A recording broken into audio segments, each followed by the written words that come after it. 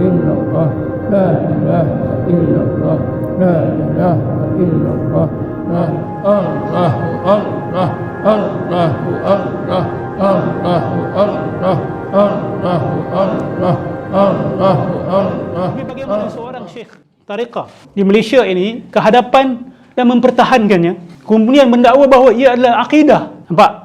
Ini teguran saya juga kepada Iqbal Zain Johari. Ustaz Iqbal Zain mengatakan bahawa ini bukan isu akidah, ini isu tasawuf. Tetapi Dr. Jahid Siddiq mengatakan ini isu akidah.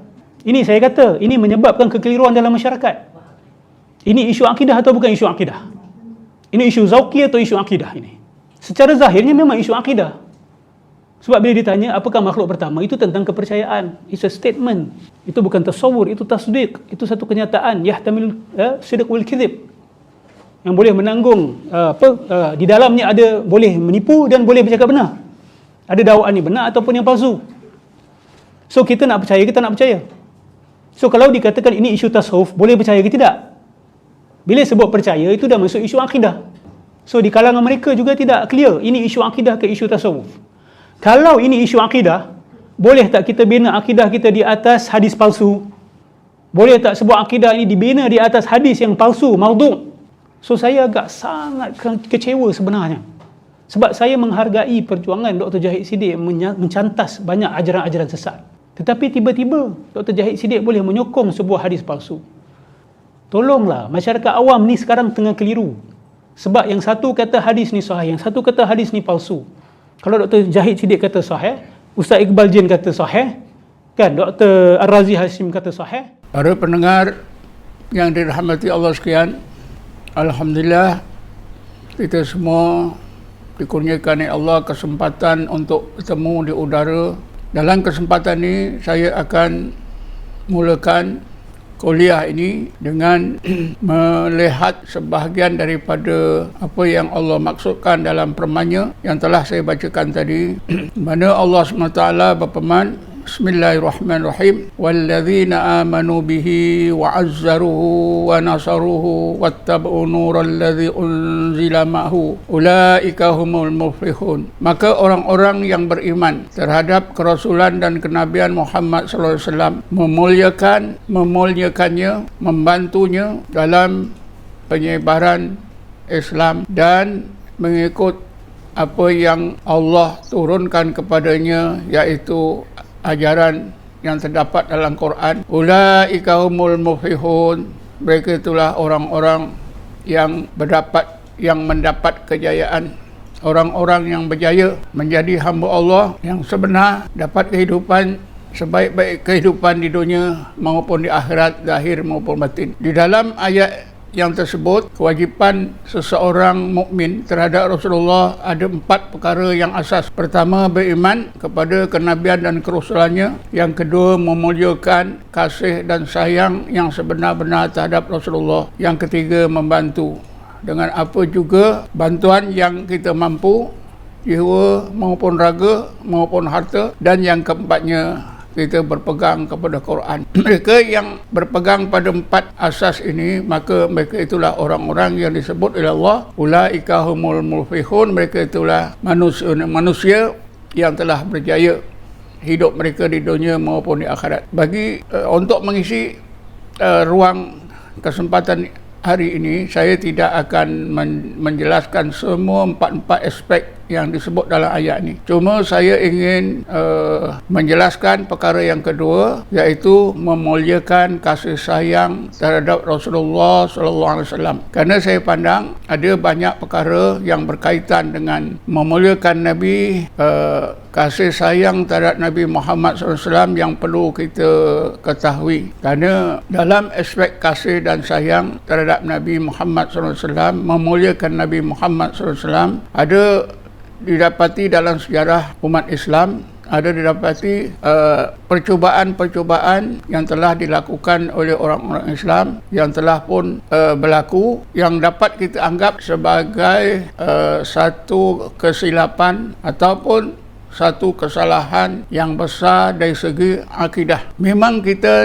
dikehendaki oleh Allah supaya kita benar-benar rasa kasih dan sayang terhadap Rasulullah, memuliakan Rasulullah, tapi memuliakan Rasulullah itu mestilah ada batas-batas yang tertentu. Tidak boleh kita memuliakan Rasulullah, mempercayai Rasulullah sehingga melampaui batas. Batas yang sangat penting ialah batas apa yang selalu kita dengar, batas makhluk dan Khalik. Bahawa Rasulullah SAW itu adalah makhluk. Janganlah kita kerana sayang sangat, kasih sangat, sanjung sangat Rasulullah sampai kita sudah melampaui batas Rasulullah itu sebagai makhluknya, sampai kepada Rasulullah itu juga Tuhan, seperti yang berlaku di dalam agama Kristian. Dalam agama Kristian, Nabi Isa AS itu adalah Tuhan. mereka yakin bahawa Isa AS yang disebut kalimah Allah, Roh Allah, kalimah Allah, Roh Allah itu dalam pandangan orang-orang Kristian adalah zat Allah.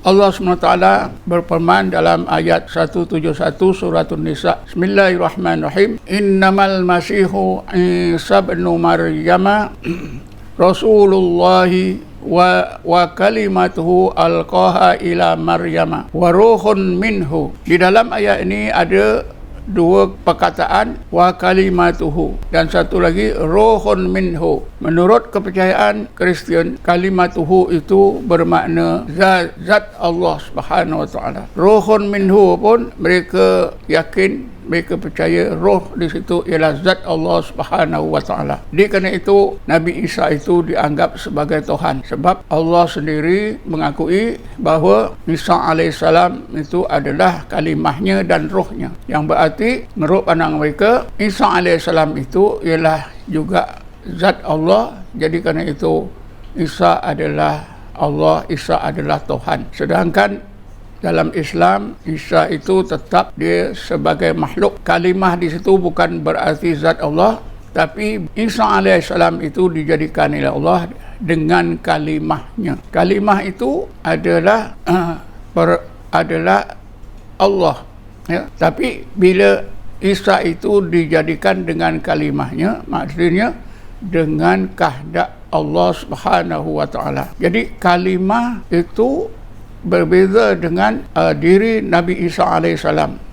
Begitu juga roh di situ bukanlah berarti zat Allah, tapi berarti roh yang Allah jadikan. Roh yang Allah jadikan. Jadi terdapat di dalam masyarakat Islam kumpulan-kumpulan orang Islam yang percaya Nabi Muhammad itu adalah juga Tuhan. Ini berdasarkan kepada ayat Quran, Bismillahirrahmanirrahim, fa idza sawaituhu wa nafakhtu fihi min ruhi. Maka apabila aku telah sempurnakan kejadian tubuh Adam alaihissalam, wa nafakhtu fihi min ruhi, maka aku tiupkan di dalam tubuh Adam itu rohku. Mereka yang menganggap atau tersilap bahawa Nabi Muhammad itu juga Tuhan berpunca daripada penafsiran mereka yang salah. Penafsiran yang salah terhadap wa nafakhtu fihi min ruhi. Kalimah ruhi itu dimaknakan oleh golongan ini, min ruhi dimaknakan, ditafsirkan dengan min zatihi. Jadi roh yang Allah tiupkan ke dalam Adam alaihissalam itu ialah zat Allah. Roh Allah makna menurut mereka ialah zat Allah. Sedangkan pandangan semua ulama tasawuf, semua ahli tafsir, min ruhihi itu maknanya min ruh khalaqahullah. Allah tiupkan roh yang Allah ciptakan. Ajaluni, seorang ahli hadis, menafsirkan hadis yang menyebut tentang roh dengan makna roh yang Allah ciptakan. Hadis yang saya maksudkan ialah hadis yang menyebutkan awalu ma khalaqallah nura nabiyyuka min nurihi. Hadis ini kesahihannya sudah menjadi satu polemik antara ahli hadis. Ada yang mengatakan ini adalah hadis Nabi yang sahih, ada yang mengatakan sebaliknya ini adalah hadis yang dhaif, ini adalah hadis yang palsu, hadis maudhu', dan macam-macam lagi. Kalau kita telitikan tentang hadis tersebut, di sini saya sebutkan Kerana kita ingin merujuk kepada kalimah min nurihi. Min nurihi itu ada juga setengah ulama mereka tersilap menafsirkan min nurihi itu min zatihi. Jadi kerana itulah mereka terbawa-bawa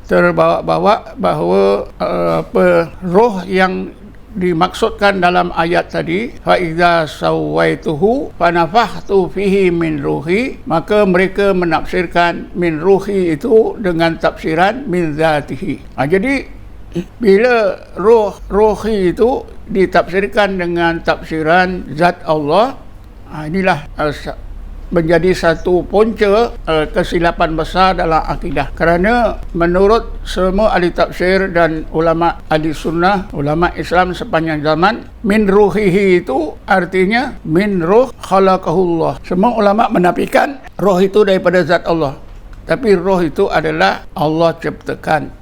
Kerana itu mudhaf dan mudhafun ilaihi, ruhun itu mudhaf, ha itu mudhafun ilaihi, bukanlah mudhaf antara sifat dengan mausuf. Tapi menurut ulama ahli sunnah wal jamaah, mudhafun ilaihi ini adalah mudhaf yang bermaksud ataupun mudhaf dalam bidang milkun wa khalqun, yang bermaksud ciptaan dan pemilikan. Artinya roh itu adalah ciptaan Allah dan milik Allah. Jadi kerana itu berbedalah dengan tafsiran roh di sini dengan makna zat Allah. Begitulah juga Syekh Al-Jaluni dia menjelaskan tentang hadis mengenai Nur Muhammad.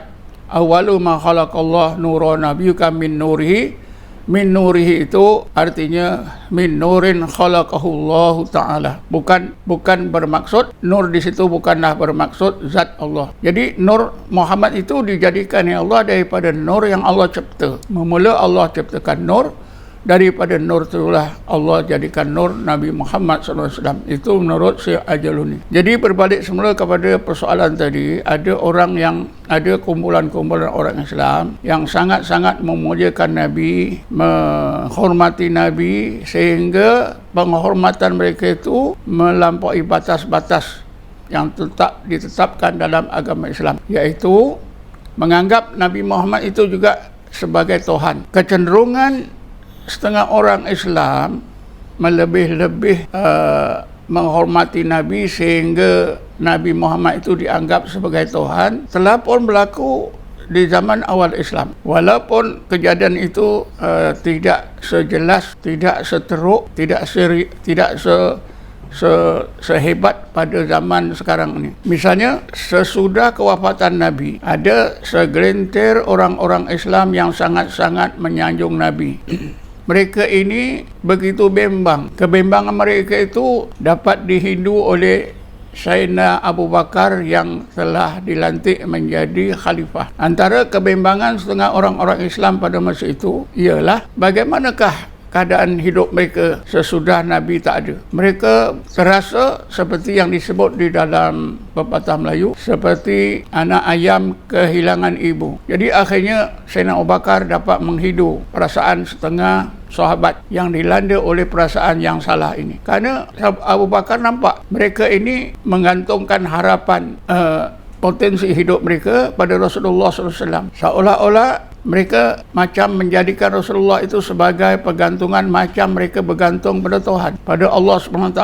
Maka kerana itu Sayyidina Abu Bakar beri taklimat pada umat Islam di masa itu. Antara lain, Sayyidina Abu Bakar menyebutkan, Nabi kita Muhammad SAW sudah meninggal dunia. Kamu tak usahlah bergantung harap kepadanya, kerana Muhammad sudah meninggal. Bergantunglah pada Allah, mintalah pada Allah, sembahlah pada Allah, kerana Allah itu hidup tidak mati.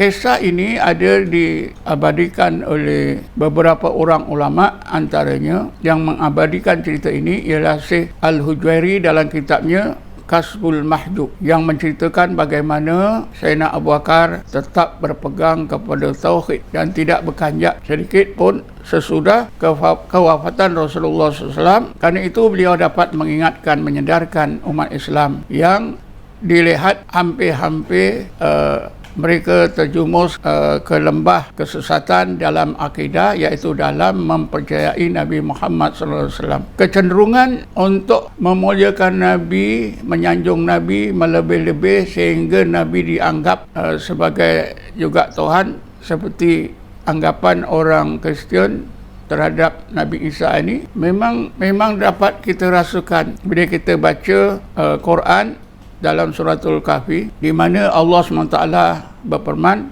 Bismillahirrahmanirrahim, Qul innama ana basrum mislukum yuha ilayya, hinggalah akhir ayat. Ya Muhammad, engkau ajarkanlah, bagilah faham kepada umatmu, aku ini adalah basar, manusia seperti kamu. Aku diberi wahyu oleh Allah Subhanahu Wa Taala. Jadi ayat ini memanglah Allah bertujuan supaya kita ingat dalam kegigihan kita menyanjung menghormati Nabi, mestilah kita ingat bahawa Nabi itu adalah manusia. Jangan sampai kita mengiktikadkan lebih daripada itu sehingga kita menganggap Nabi Muhammad itu juga Tuhan. Dan pada hari ini memang terdapat golongan-golongan orang Islam yang percaya bahawa Nabi Muhammad itu juga Tuhan. Kepercayaan ini berpunca daripada konsep Nur Muhammad. Jadi saya ingin menyentuhlah sedikit tentang konsep Nur Muhammad. Konsep Nur Muhammad ini timbul kerana ada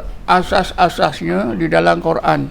Antaranya Allah berfirman dalam Quran, Bismillahirrahmanirrahim, Qad ja'akum minallahi nurun wa kitabun mubin. Wahai orang-orang Yahudi, ayat ini diturunkan oleh Allah di Madinah, dan ayat ini mengingatkan orang-orang Yahudi di Madinah. Wahai ahli kitab, orang-orang Yahudi, sesungguhnya telah datang kepada kamu nurun wa kitabun mubin, satu nur dan sebuah kitab yang nyata kebenarannya. Menurut mufassirin, menurut semua ahli tafsir, nurun di dalam ayat ini bermaksud Muhammad sallallahu alaihi wasallam. Jadi pada sinilah timbul konsep Nur Muhammad, dan antara nama Nabi Muhammad sendiri pun Nur. Kemudian di dalam hadis ada satu riwayat yang diriwayatkan oleh Syekh Abdul Razak dalam musnadnya. Hadis ini panjang lebar, tapi saya sebut permulaan hadis ini saja. Hadis ini menyebutkan awalu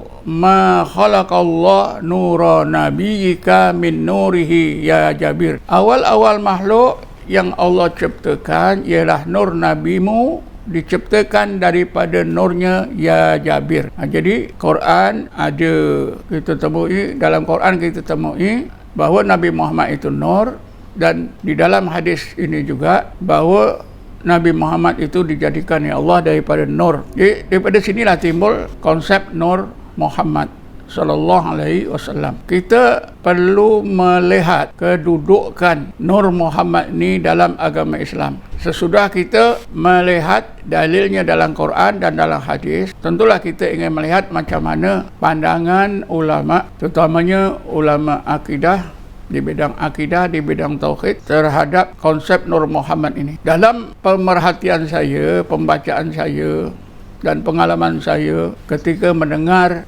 sarahan, penjelasan, perbahasan tentang Nur Muhammad, maka saya dapat simpulkan bahawa ulama Islam atau masyarakat Islam dalam memandang konsep Nur Muhammad ini bolehlah kita bagikan kepada beberapa golongan. Golongan yang pertama ialah golongan orang-orang yang betul dalam menanggapi konsep Nur Muhammad, dalam menjelaskan konsep Nur Muhammad, dalam mempercayai konsep Nur Muhammad. Golongan yang kedua ialah golongan yang melampau. Golongan yang melampau ini, yang ekstrim, sudah jauh daripada konsep Nur Muhammad yang sebenar yang dikehendaki di dalam Islam. Sehingga golongan ini menganggap Nur Muhammad itu dijadikan oleh Allah daripada zatnya, maka kerana itu akhirnya mereka terbawa-bawa. Kerana itu maka Nabi Muhammad itu juga adalah Tuhan. Sehingga ada yang mengatakan bahawa Muhammad dan Allah itu adalah dua nama yang berbeza tapi satu hakikat. Dan di negara kita Malaysia ini memang sudah terdapat orang-orang Islam yang percaya Nabi Muhammad itu juga Tuhan. Persis seperti orang-orang Kristian menganggap Nabi Isa itu Tuhan. Ini golongan yang kedua, ya, yang ekstrim. Golongan yang ketiga, mereka tidak kisah tentang konsep Nur Muhammad ni. Mereka tak ambil peduli. Dengar sana, dengar sini, tak ambil peduli. Inilah majoriti umat Islam di Malaysia ni. Kerana itu mereka tak tahu pun apa yang sebenarnya konsep Nur Muhammad ni. Mereka tak peduli mereka tak peduli majlis-majlis atau ustaz-ustaz yang memberi penjelasan tentang Nur Muhammad, mereka tak ambil peduli. Artinya majoriti umat Islam di Malaysia ini memang tak tahu tentang konsep Nur Muhammad. Mereka tak ambil hal. Jadi kita perlu mengetahui bagaimanakah kedudukan yang sebenar konsep Nur Muhammad ni. Kedudukan yang sebenar ialah seperti yang dipegang oleh golongan yang pertama, bahawa Nur Muhammad itu memang ada di dalam Islam kerana ada asasnya dalam Quran dan dalam Sunnah. Cuma kita dapati konsep Nur Muhammad ini tidaklah dijadikan sebagai salah satu asas dalam akidah Islam. Sebab itu dalam pengalaman kita semua ketika mempelajari tauhid sejak dulu sampailah sekarang, di mana-mana pun konsep Nur Muhammad ni tidak ada diajarkan seperti perkara-perkara yang berkaitan dengan akidah. Kalau dalam ahli sunnah diajarkan tauhid sifat 20, diajarkan kepercayaan tentang Nabi dan Rasul, tentang kitab, tentang hari kiamat, tentang qada dan qadar. Kita dapati tidak ada diselitkan tentang Nur Muhammad. Kerana itulah maka konsep Nur Muhammad ini bukanlah menjadi salah satu asas akidah dalam Islam. Kerana itu menurut pandangan golongan yang pertama, kalau seorang mukmin itu dia dapat maklumat walaupun sedikit, walaupun secara asas tentang Nur Muhammad, sudah cukup. Kerana tidak ada ulama yang menegaskan wajibnya seseorang mukmin itu, ya, menambahkan asas akidah mereka terhadap Nur Muhammad dan perkara-perkara yang berkaitan dengan Nur Muhammad. Tujuan golongan yang pertama ini, yang pertama ialah supaya kita dapat percaya pada Quran dan Sunnah, bahawa apa yang disebut dalam Quran dan Sunnah tentang Nur Muhammad ini memang betul ada. Tapi tak perlulah kita mempelajari sedalam-dalamnya sehingga kita jadikan asas akidah dalam Islam. Tujuan yang kedua, golongan ini bertujuan supaya dapat membendung pengaruh golongan yang ekstrim tadi yang beranggapan bahawa Nabi Muhammad itu juga adalah Tuhan. Kerana asal kejadian Nabi itu ialah nur. Nur itu berarti zat Allah, ya.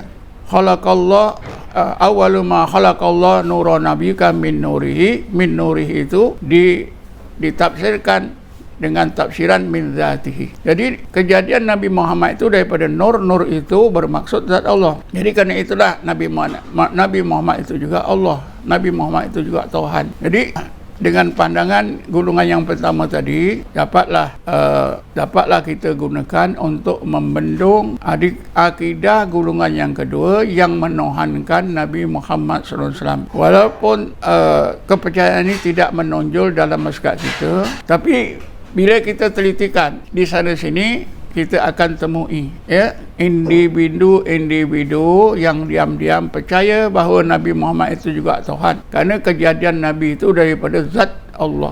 Lebih jauh daripada itu, kesan daripada kepercayaan bahawa kejadian Nabi kita Muhammad SAW itu daripada nur. Nur itu daripada zat. Lebih jauh lagi, golongan ekstrim ini menambah-nambah syarat sampurnanya iman, menambah-nambah syarat sampurnanya seseorang, tauhid seseorang, kepercayaan seseorang kepada Allah Subhanahu Wa Taala. Di antara pemikiran yang kita boleh anggap sedemikian ialah pemikiran yang diutarakan oleh golongan orang yang percayai Nur Muhammad, konsep Nur Muhammad yang melebih-lebih, iaitu mereka menegaskan seseorang yang dikurniakan oleh Allah ma'rifatullah, orang tersebut tidak akan sempurna sekiranya dia tidak dapat memahami dua perkara. Pertama, tidak memahami awal kejadian yang Allah ciptakan, iaitu Nur Muhammad. Bila seorang mukmin itu tidak tahu awal kejadian yang dijadikan oleh Allah ialah Nur Muhammad, dan seluruh kejadian juga dijadikan oleh Allah daripada Muhammad, maka makrifah seseorang itu tidak akan sempurna. Makrifah seorang itu akan kurang, akan cacat. Bila orang tersebut dapat mengetahui dengan jelas bahawa awal kejadian yang dijadikan oleh Allah Nur Muhammad barulah sempurna. Dalam Islam, satu-satu fakta akidah mesti ada dalilnya daripada Quran dan Sunnah. Manakah dalil Qurannya, ayat Qurannya atau Sunnahnya atau hadisnya yang menentukan syarat ini? Tidak ada.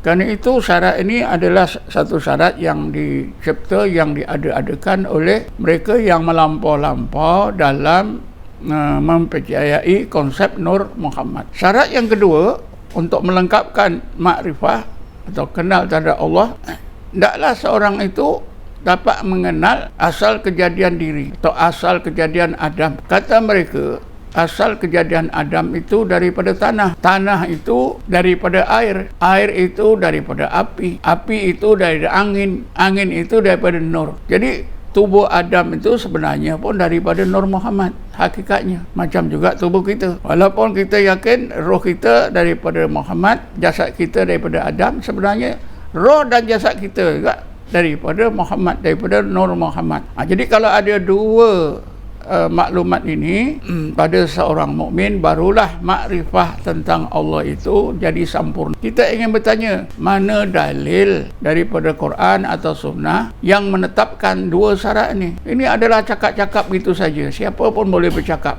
Tambah itu syarat. Dalam Islam, satu fakta akidah mesti ada dalil daripada Quran yang jelas, kalau boleh disokong lagi dengan hadis yang sahih, barulah boleh dijadikan asas akidah. Para pendengar yang dirahmati Allah sekalian, memanglah Nabi Muhammad itu manusia, tapi janganlah kita pula merendahkan taraf Nabi Muhammad sehingga kita anggap Nabi Muhammad itu macam kita juga. Janganlah kita anggap Nabi masa budak-budak pun, Nabi Muhammad masa budak-budak, masa kecil pun macam budak-budak biasa saja. Sebenarnya Nabi Muhammad SAW itu walaupun dia manusia, tapi dia luar biasa. Luar biasanya Nabi Muhammad ini kita boleh lihat daripada keturunannya. Nabi Muhammad adalah keturunan Nabi Muhammad dijaga oleh Allah, sehingga datuk nenek Nabi Muhammad tidak pernah melakukan kesalahan-kesalahan berat, dosa-dosa berat. Tak perlu saya sebutkan apa dosa-dosa berat yang kerana kita semua sudah tahu. Jadi dipelihara oleh Allah. Malahan kelahiran Nabi itu didoakan oleh Nabi Ibrahim seperti yang disebut oleh Allah dalam surah Baqarah. Kerana itu luar biasa. Dan masa dilahirkan pun, masa dikandung oleh ibunya pun ada tanda-tanda kenabiannya. Yang semua ini tuan-tuan para pendengar sekian sudah tahu. Masa dilahirkan pun disebut dalam berjanji oleh Syekh Jaafar berjanji, dilahirkan saja mahtunan. Nabi Muhammad sudah bersunat, dilahirkan saja sudah bersunat. Dan banyak cerita-cerita tentang luar biasanya Nabi Muhammad masa kecil. Saya teringat di dalam Sirah Nabawiyah karangan Ibn Hisham, ketika Nabi Muhammad kecil, umur dalam 6 tahun ke 5 tahun atau 7 tahun, budak-budak. Ketika itu orang-orang Quraisy sedang membetulkan Kaabah. Mereka angkat batu dari jauh untuk membetulkan Kaabah. Oleh kerana pada masa itu tak ada apa-apa pengangkutan, maka batu-batu itu diangkatlah satu-satu, diletak atas kepala. Dalam cerita sirah itu, orang-orang Quraisy ni, orang-orang tua, pemuda-pemuda Quraisy angkat batu itu letak kepala sakit. Jadi kerana itulah mereka buka pakaian mereka, jadikan alas kepala. Walaupun mereka telanjang. Jadi telanjang itu tak jadi masalah bagi masyarakat Arab Jahiliyah di kota Mekah. Ketika itu Nabi berada di kalangan orang-orang Quraisy yang mengangkat batu ni dengan telanjang. Orang Quraisy heran kenapa Nabi tak mau buka seluar, orang lain buka seluar. Oleh kerana itulah maka ada orang-orang Quraisy yang nakal, Nabi kita ditelanjangkan. Dalam sirah itu diceritakan, bila ditelanjangkan saja Nabi pingsan. Lalu datuknya Abdul Muttalib datang, datuknya datang, lalu menyarungkan semula pakaian Rasulullah, baru Rasulullah sedar. Ini menunjukkan bahawa Rasulullah itu masa kanak-kanak luar biasa. tidak seperti kita. Dan banyak lagi cerita-cerita dalam berjanji itu luar biasanya Nabi Muhammad SAW. Cuma keadaan luar biasa ini janganlah sampai kita melampau-lampau sehingga Nabi Muhammad itu kita anggap sebagai Tuhan. Seperti di dalam agama lain, seperti dalam agama Kristian misalnya. Jadi kita berbalik semula kepada konsep Nur Muhammad tadi. Adakah hadis yang menyebutkan tentang Nur Muhammad itu sahih atau macam mana tarafnya? Ini telah pun dibahaskan oleh ahli hadis. Ada ahli hadis kata hadis itu betul, sahih. Ada ahli hadis mengatakan hadis itu tak betul. Dalam hadis yang panjang itu diceritakan daripada Nur Muhammad itulah menitiklah beberapa titik, iaitu sebanyak 124,000 titik. Jadilah daripada titik itulah menjadi 124,000 Nabi dan Rasul. Ada yang menyebutkan menitiklah 313 titik, jadilah 313 orang askar yang ambil bahagian dalam perang Badar. Begitulah seterusnya. Malahan daripada Nur Muhammad inilah menitik berbagai titik yang nanti akan jadi itu jadi ini. Sebab itu hadis ini dianggap oleh setengah ulama, bukan saja ahli hadis, setengah ulama, hadis ini hadis yang dhaif, hadis yang palsu dan sebagainya. Riwayat Syekh Abdul Razak pun tak didapati dalam musnadnya. Tapi mereka yang menegaskan bahawa hadis ini diriwayatkan oleh Syekh Abdul Razak memang terdapat dalam musnad Syekh Abdul Razak dalam juzuk yang pertama. Tapi bahagian pertama ini telah hilang dan akhirnya ditemui. Setengah orang kata ditemui di Yaman, setengah orang kata ditemui di India. Jadi memanglah ada hadis ini. Jadi apabila ada dalam hadis, ada dalam Quran, memang perkara ini betul. Cuma dalam sejarah perkembangan ilmu dan penyebaran ilmu, Nur Muhammad ini kita dapati tidak ada disentuh secara serius oleh para ulama akidah. Tidak ada disentuh. Antara ulama yang menyentuh tentang Nur Muhammad ini ditulis dalam bukunya ialah Syekh Abdul Qadir Al-Jilani, dimuatkan dalam kitabnya Sirrul Asrar. Dan di Asia Tenggara ini Syekh Arsad Banjari telah pun menulis tentang Nur Muhammad ini dalam kitabnya Kanzul Ma'rifah. Tapi saya tak dapatlah menelitikan macam mana pandangan Syekh Arsad Banjari tentang Nur Muhammad dalam kitabnya ini. Tapi kitab Kanzul Ma'rifah inilah yang menjadi kitab asas yang diterangkan oleh para ulama berketurunan Banjar ketika mereka menerangkan tentang Nur Muhammad. Kitab yang mereka jadikan asas ialah kitab Kanzul Ma'rifah. Tetapi ternyata ketika mereka ini menjelaskan Nur Muhammad, mereka menambah-nambah dengan fikiran mereka sendiri. Kerana itu kemungkinan mereka ini sudah terlajak daripada asas akidah Islam, berkemungkinan besar pandangan mereka ini telah terlajak.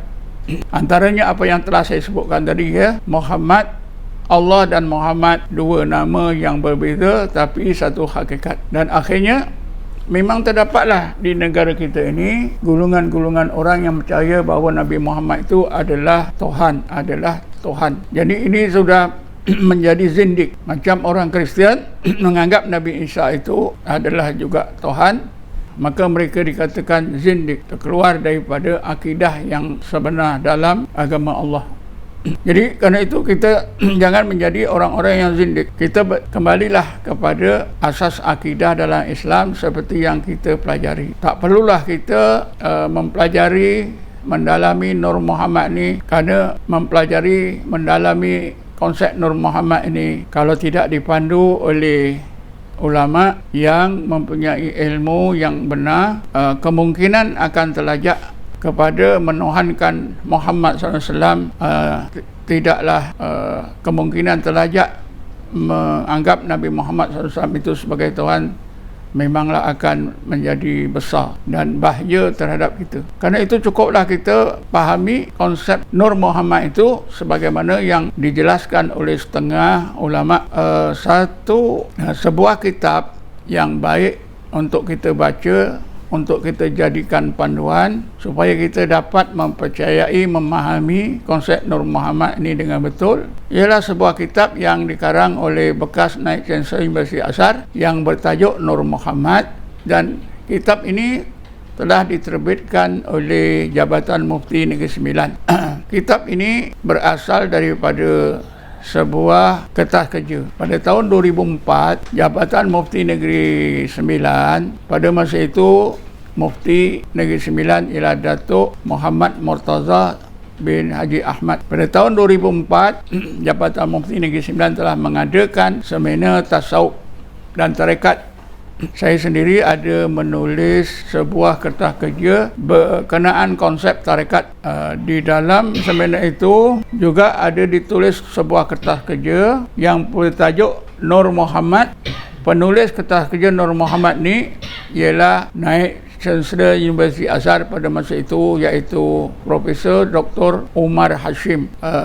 Kertas kerjanya telah pun dibukukan dan kita boleh dapati seperti yang ada saya tunjukkan ini, Nur Muhammad, dan itu gambar itu ialah gambar Profesor Umar Hashim. Beliau menegaskan Nur Muhammad ini memang ada disebut dalam Quran, dalam sunnah, ya, dan kita percaya Nur Muhammad ni memang ada. Cukuplah, tak perlulah kita sampai terlajak-lajak menuhankan Nabi Muhammad SAW. Daripada kertas kerja ini, akhirnya Profesor Umar Hashim telah menulis sebuah buku yang bertajuk Nur Muhammad. Buku tersebut hampir 200 muka. Tuan-tuan boleh beli, boleh apa itu baca dan boleh fahami dengan betul. Saya ingin menyebutkan kenapa Mufti Negeri Sembilan Datuk Muhammad Murtaza mengadakan seminar ini pada tahun 2004. Kerana ada faktor-faktor yang mendorong beliau mengadakan seminar dan memilih tajuk Nur Muhammad. Pada tahun 2000 lebih kurang ada berita daripada pihak-pihak yang berkuasa agama di Kuala Lumpur bahawa tarekat-tarekat yang diamalkan oleh umat Islam di Malaysia akan diharamkan kerana tarekat-tarekat ini mengajarkan konsep Nur Muhammad yang dianggap sesat. Maka kerana itulah